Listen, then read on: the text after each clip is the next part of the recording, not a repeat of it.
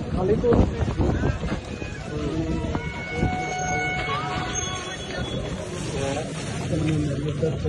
કઈ કોર્ટમાં દાવો છે કોઈ સ્ટે ઓર્ડર? કઈ જોઈ લો, કોઈ ખાલી સ્ટે ઓર્ડર છે મામલતદાર? લાવ જોઈ લો.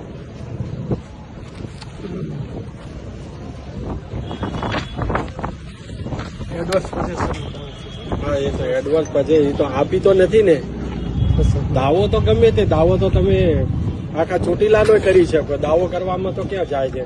કોઈ સ્ટે ઓર્ડર હોય કે કોઈ અમને એ બાબતની કોઈ નોટિસ પણ નથી આપવા. નોટિસો તો 12 મહિનાથી આપેલી છે.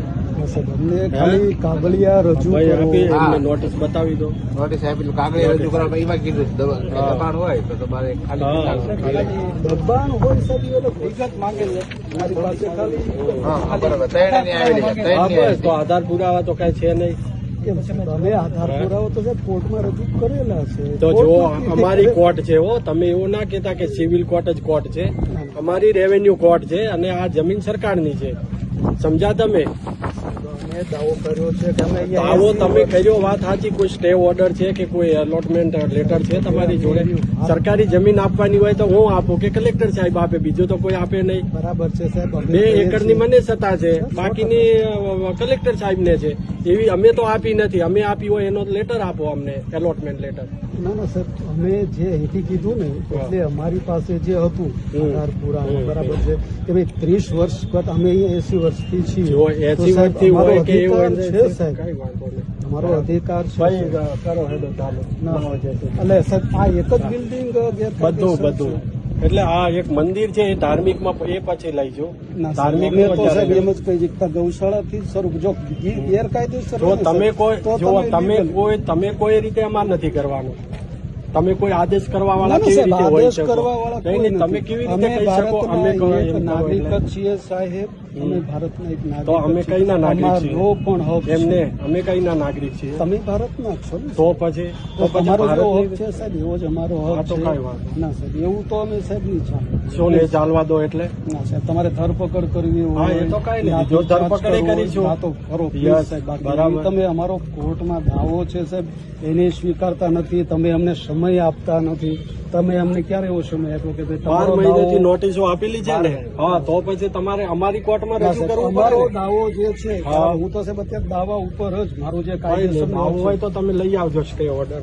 તમે સ્ટે ઓર્ડર આપશો તો હું હમણાં બંધ કરી દઈશું. અમને આના ઉપર એક ઉપર જ પૂર્વગ્રહ બધું જ, કોઈ પૂર્વગ્રહ નથી. મંદિરે ગેરકાયદેસર બધું જ લઈ લઈશું. ગૌશાળા બધું જ ગેરકાયદેસર લઈ લઈશું. તમે આ એક જ જેટલું ગેરકાયદેસર હશે બધું જ લઈ લઈશું. હું તો તમને સાહેબ હજુ રિક્વેસ્ટ કરું છું કે તમે ગૌશાળાથી પાડો એટલે અમને ખ્યાલ આવે છે. કઈ ગૌશાળા? ત્યાં છે, ત્યાં ગૌશાળા છે, અહીંયા મંદિર છે. હા, એ તો બધું અહીંથી જ છે. અહીંથી જ લેતા જઈશું. ત્યાંથી જ શરૂઆત. ના ના, તમે કોઈ અહીંયાથી ના કરાય.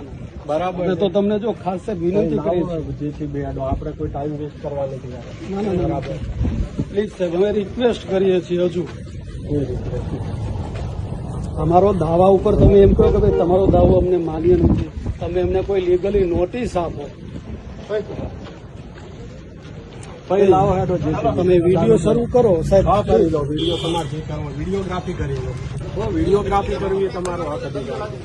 ભાઈ આજરોજ અહીંયા નવગ્રહ મંદિર ચોટીલા ડુંગર તળેટીમાં કે જેની અંદર આપણે 30 વર્ષ કરતા પણ વધારે સમયથી આપણો અહીંયા ભોગવટો છે અને એ માટે આપણે સુરેન્દ્રનગર કોર્ટમાં એડવર્સ પોઝેશનનો દાવો પણ દાખલ કરેલો છે. તો એ બાબતના માનનીય શ્રી જે મકવાણા સાહેબ જે છે નાયબ કલેક્ટર સાહેબ એ વાત માનવા તૈયાર નથી. એમનું એવું કહેવાનું થાય છે કે ભાઈ અમે એ કોઈ વાતને માનવા માટે ગ્રાહ્ય નથી. તો અમારો જે કોર્ટમાં જે અધિકાર છે તો અમને કોઈ લેખિત એવી કોઈ નોટિસ પણ નથી આપતા કે ભાઈ તમારો દાવો છે તો એના આટલા માટેનો અમને સમય આપો વગેરે કોઈ વસ્તુ એ માન્ય ગણતા નથી. તો આ એકદમ અન્યાય છે અમારા માટે કે ભાઈ આ જે ધાર્મિક વસ્તુ છે, અમે કોઈ આતંકવાદી નથી, અહીંયા કોઈ પ્રવૃત્તિ કરતા નથી.